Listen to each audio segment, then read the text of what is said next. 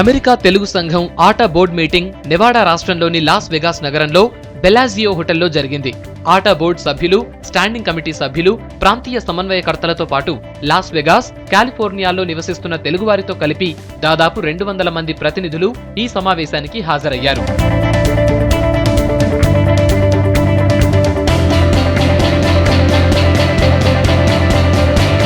ఆటా కొత్త కార్యవర్గం బాధ్యతలు చేపట్టింది.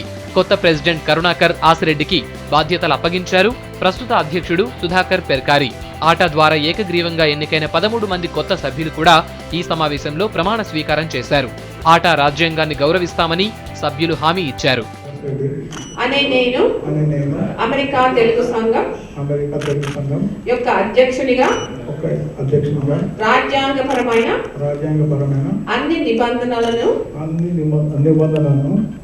పాటిస్తానని గౌరవిస్తానని అంకిత భావాలతో నిర్వర్తిస్తూ సత్సంప్రదాయాన్ని కాపాడుతానని దైవ సాక్షిగా ప్రమాణం చేస్తున్నాను.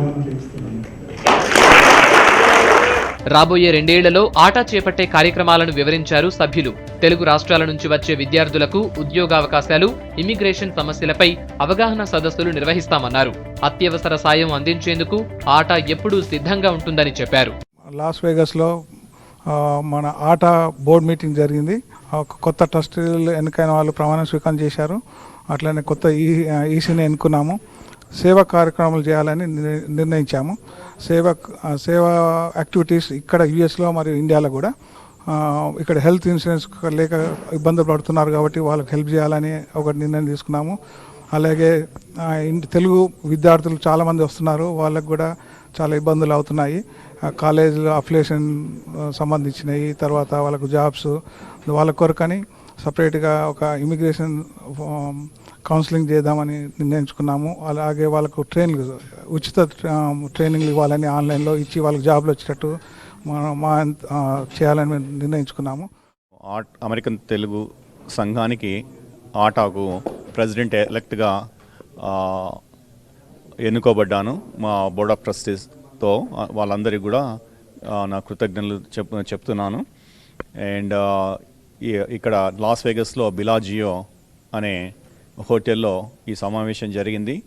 ఈ సమావేశానికి అమెరికా నుంచి వివిధ ప్రాంతాల నుంచి ఒక 200 మంది దాకా వచ్చారు. అమెరికాలో నివసిస్తున్న తెలుగువారి సాంస్కృతిక వారసత్వాన్ని సంరక్షించేందుకు కృషి చేస్తామన్నారు ఆటా సభ్యులు.